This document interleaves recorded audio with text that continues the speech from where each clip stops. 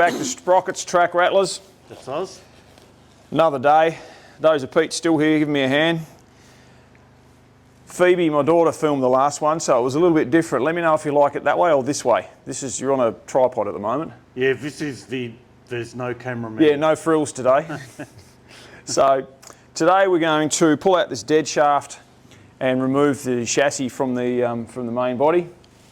And then we're going to strip it, all the bits and pieces off it, and actually open it up and inspect it. I've got the man here today, so we're going to strip this thing and really have a good look inside it. The worst of it's done, even though it was actually pretty good. I was very, very happy with how it all come apart. It came apart very well. Yeah, very nice. Really nice. And we're starting to notice little things like this being Cletrac. And after a bit of a discussion with Pete, this is Cletrac, but they've cut it out. The only piece that the military side has been added is these wings for the front where the winch assembles. Yep. And they've cut this front piece out and just bolted them on. And everything else behind that is standard bulldozer. It is. We've noticed a few little bits and pieces in a couple of bits of casting out there, which has been interesting on the rolling chassis. So it's been an interesting little journey. So we will get some blocks of wood, I suppose. We're going to pull this dead shaft out, and we'll make it happen. Yeah, get it in the last few little bits.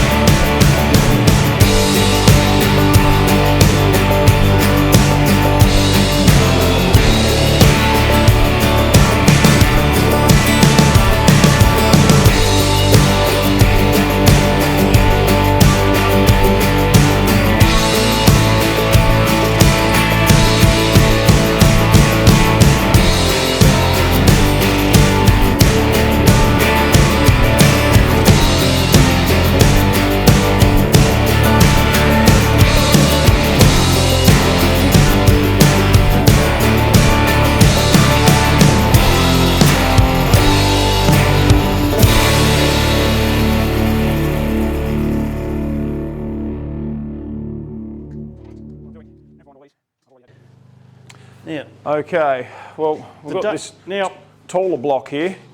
We'll lower this on the middle of that front end, and then we'll just take up the weight with the jacks either side under the final drive. You've got a plan in, at least. Yeah, I've got a bit of a plan. Right. It might fail catastrophically, but I hope not. We'll whack that there. And we'll block that up with a few of those 4x4s there. Under the front. Under the front. We'll just lower it down until it's almost level. I reckon 2 of those. Oh yeah, that does just poke out.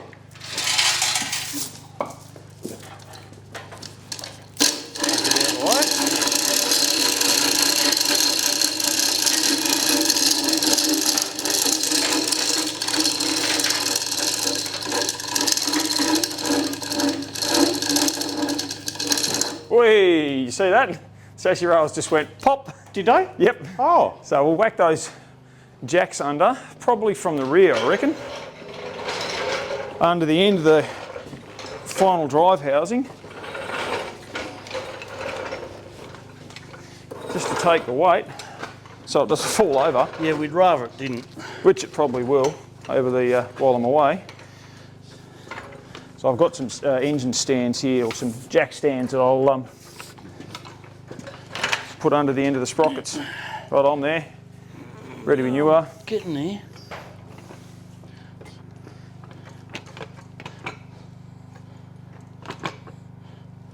Yep. Yep, that's it. Okay. Just enough just to take the load? Just enough to take the load. Look at that, solid as a rock. Good, good. Okay. Let's take out the front one.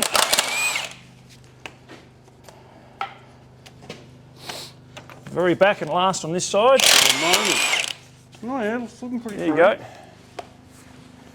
Looking pretty free. Yep.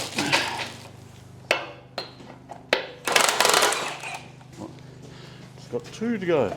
I'll tell you what. And this is the first for me too, actually. Separating the chassis. Look at that. Oh, that's fairly separated. I reckon if you push that crane out of the way, mate, we're done. Forwards? Yep. I'll go this side, hang on. Everything's in the way.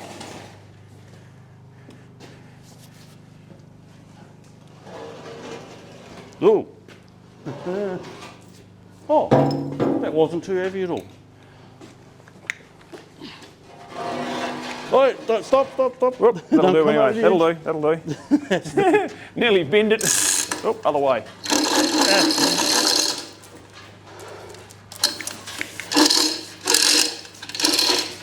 Oh, long chain.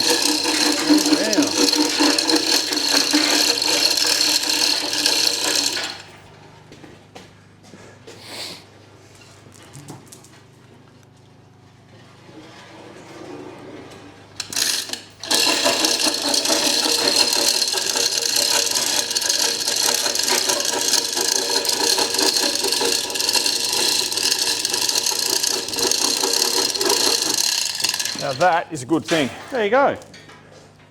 Now, we've got our chassis on the ground. That is a beautiful solid component. That can just bugger off outside and be painted. Pretty much. At some just stage, there's blast nothing and more to come off that. Yeah. That's exactly how it's needed. Yep. It's given us access to all this area. There was a huge amount of crap built up here and we couldn't get in under here. You can see it's rotted away a little bit here and there, but Yeah, now we've got access to the whole fill up thing. to about that level all Yeah, the way through that's here. exactly how it was. So we've got good access to everything now. You do. We'll make a start stripping all these bits and pieces off, and we'll get some access to the back end of the main clutch and all the back end of the machine itself, and do some inspecting. Yep. Show you inside. Beautiful.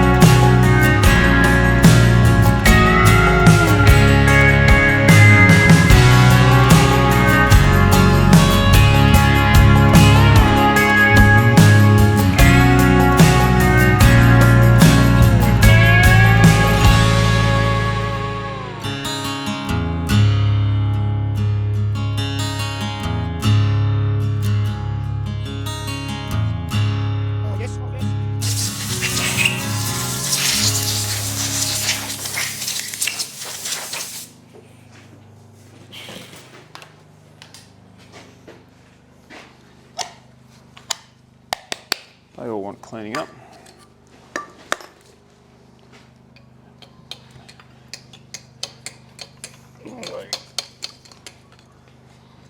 Whoa, doesn't that go in a long way? Oh wow. Wow. Ah, because that's obviously attached to something in there. Yeah, let's leave Let's that. just leave it there for now. Yeah, till we can see what's going on. I've never come across one of these pressure gauges, so I'll be interested to see what pressure it's measuring. Now, that in there. Let me just push that right back in. All right. Now, apart from being dirty, that looks in remarkably good clutch condition. compartment. Clutch Yeah. compartment. Now, I'll get the camera and I'll show you this. Now, Pete, explain to us what's going on in here, mate. Right, I have a floating input shaft. Ooh, right, that's better. So, I'll show you. So this is the input shaft from the engine, and the clutch is obviously on the back of the engine. Yes? Push your foot on the clutch pedal, that pulls this shaft back, but with the bell crank pushes the throw-out bearing here forwards to disengage the clutch. Now the interesting thing is, as it's disengaging the clutch, the top part of the bell crank comes back, and you'll see here it presses this brake disc onto essentially what looks like a motorcycle disc brake, and that's called a clutch brake. So that'll stop your gearbox from spinning. That stops the gearbox from spinning, so you can change gears. Now, you were telling me before you can actually change the clutch on this without pulling the engine through here. It's a bit of a Houdini act, but yes. And so It's a big call. It's a big call, Pete. it is. You can change the clutch without breaking the machine in half. Correct. Yeah. So Take that, Caterpillar. yeah. So yeah. So you got to do everything in here, and invariably, if it's a complete machine, you're either lying over the track frame, or you take the gear lever and that out, and you lie virtually on top of here, and it's horrible, but it still beats breaking the thing in half. That's fantastic. So to essentially, it's a jack shaft, and they've put a Big rubber coupling here. big rubber coupling. Yeah. That's And that also takes a lot of load out of the transmission.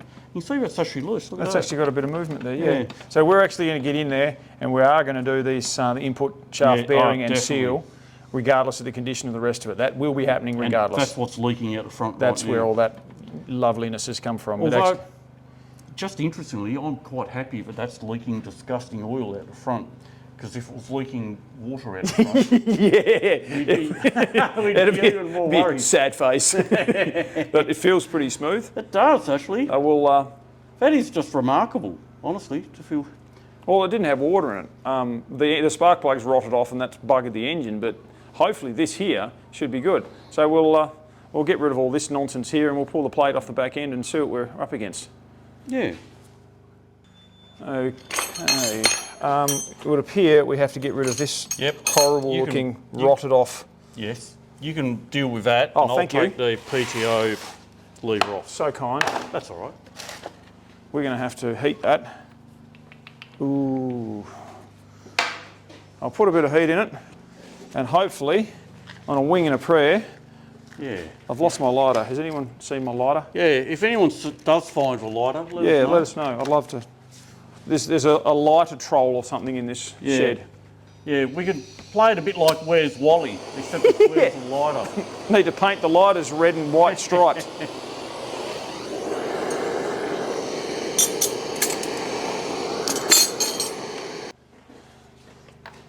Let's see if we can't break it. Ooh. Oh, nice. Oh, you got it. Yeah, she's free. Good. Heat. A little bit of heat. Just to let those bolts go. Have you got your pokey thing? My patented pokey proddy thing. There you go. Oh, thank you. That pokey thing's been quite handy, that. I probably should give it back to the bloke who owns it. After we finish the restoration. Yeah, you can have it back. I'm sorry. I picked it up and walked away with it when I borrowed it. I need to go and give it back to him because it's actually a snap-on one, so it's probably, that's probably an $800 tool. Oh, yeah. She's actually got snap-on stuff. Now this gear lever might as well come off. Or are you going to leave it there? Yep. No, come off. Come off? Yep. So that is actually going through the gearbox lid, Okay. or tapped into the gearbox lid. Look at that. Isn't that amazing? Never been touched since World War II. Straight out. There we Oh, go. that is looking really that nice. is even looking from like here. new in there. We've got to get a win. We've got to get at least one win. Yeah, it's never been touched. It's all wired up still. Oh, and I Wow. found that, which is actually the top of the gearbox. Sorry, Oh, top yeah. of the gear stick. Yeah, you have to glue that back on. Glue it back together. It'll go again, still good. That is amazing.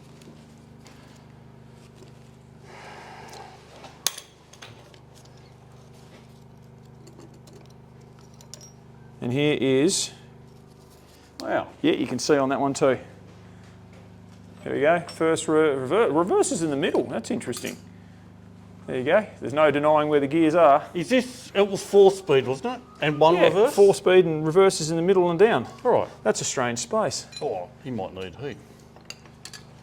Ah, that's a pretty yucky one, that one, isn't it? Hang on. Nah. Oh, it's got the stud. That'll do. That'll do. I'll replace studs all day. There.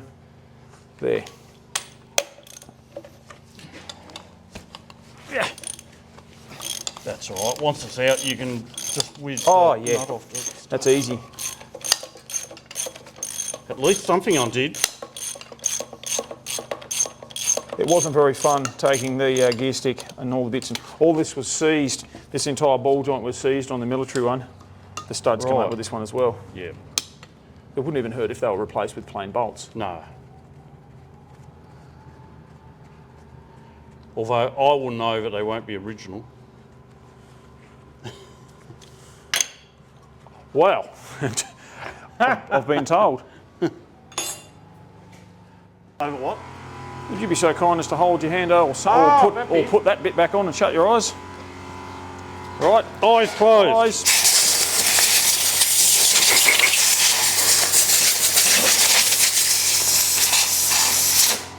Hold on a sec.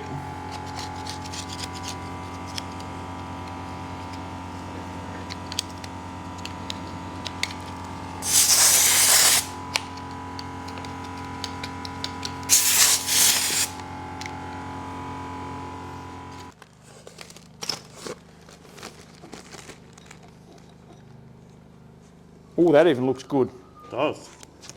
Wow, that is the first time I've seen one with a inverted shift gate. Maybe this is partly to do with I reckon that's some. the actual gearbox is probably internally completely different, which is where the speed comes from. Isn't that amazing? That is remarkably good condition in there. I can just go there out of the way. How interesting. Yeah, you really can't bugger up. Inverted shift gate. There you go. So reverse is actually down this position in the middle with the on the gear stick. There's actually a detent lock, which is this. So when you put your foot on the clutch, this little shaft here, this little shaft here, that's it. And all it does is a little detent drops down on the selectors. When you take your foot off the clutch, it drops in and you won't jump out of gear. So that's an interesting little feature. We're just about ready to take its top off. I reckon it'll get a flush out with some diesel and all the good stuff anyway. Yes. Before we put it back together, button it up. I usually get in there with the Karcher actually on a nice warm day. That'd work. Yeah. You ready? I'm ready. Are you ready? Yeah. You got your half? Hang on. I got this half. Wow. There you go, Hugh. Wow. Now you're inside the real workings. Now, I'm no Cletrac expert. Oh, that is good. That to me looks like brand new. Oh, it is too. Look at that.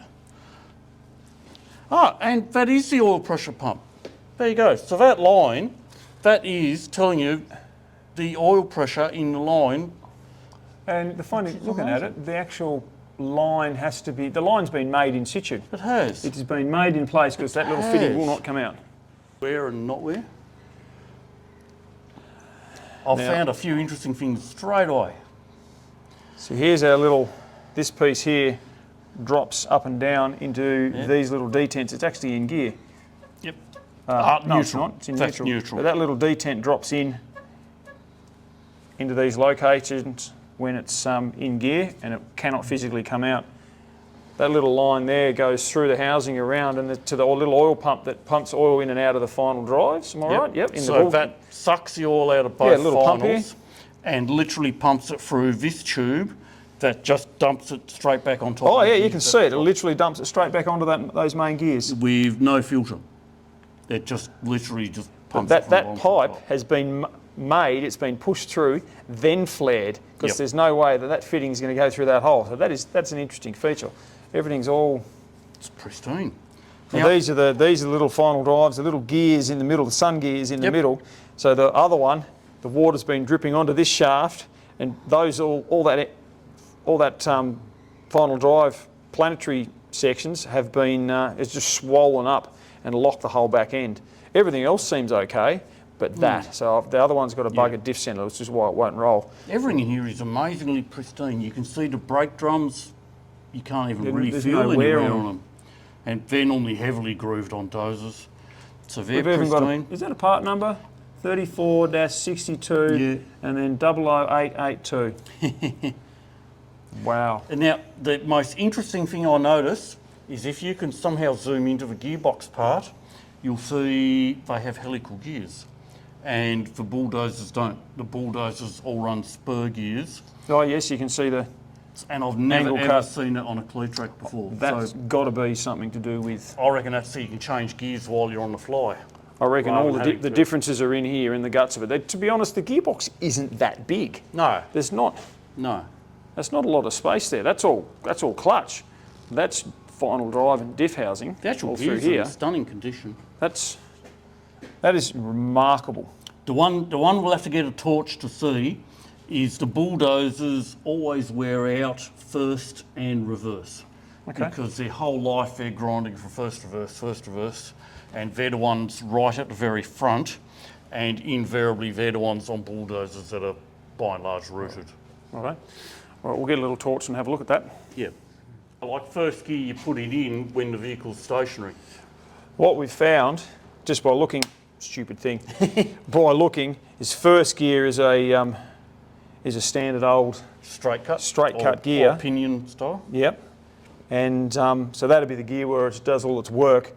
And then second and third are helical, and fourth would be straight through. So that's where the speed comes from. That'd be the difference. And I wouldn't be surprised if the original gears from the bulldozer would slide straight on those shafts. I reckon they would. That'd be probably the only difference is the physical gear. Everything in there is in remarkable condition. Very, very, very happy. And we haven't even really damaged the gasket that much. Like looking at it, a little bit of RTV and just bolt it back down. That'd be a bit of pure asbestos.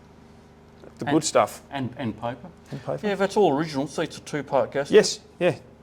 No one's ever been in it. No. Everything's like the actual... Yeah, I don't think it's ever been off. There's no evidence. Like the only reason you got to take the lid off, and in fact you don't really, because it's got a cover. It's got a separate cover to adjust the steering brakes. That feels good. That's Which is- that's the PDO spinning the main shaft. So the steering brakes are these nuts here. So there's one there and one there. So you only got to take that centre plate out to get to those nuts. And that's the one where even the instruction manual says tie string to spanner. Because we don't want to lose it down in there. No spanner in the guts. No. All the little sun gears look perfect.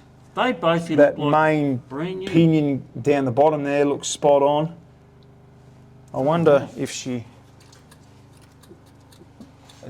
Bugger all backlash, like bugger all. That's beautiful. I should be able to turn this sprocket. Yeah, the sprockets will turn. I'm turning this one. Obviously the diff turns a hell of a lot faster. Oh, you better film that, Hugh. Oh, look, there's oil everywhere now.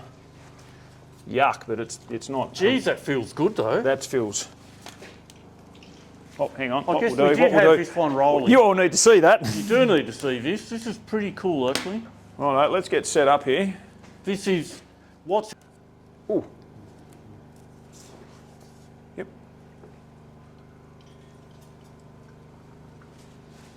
That is amazing. That is so smooth.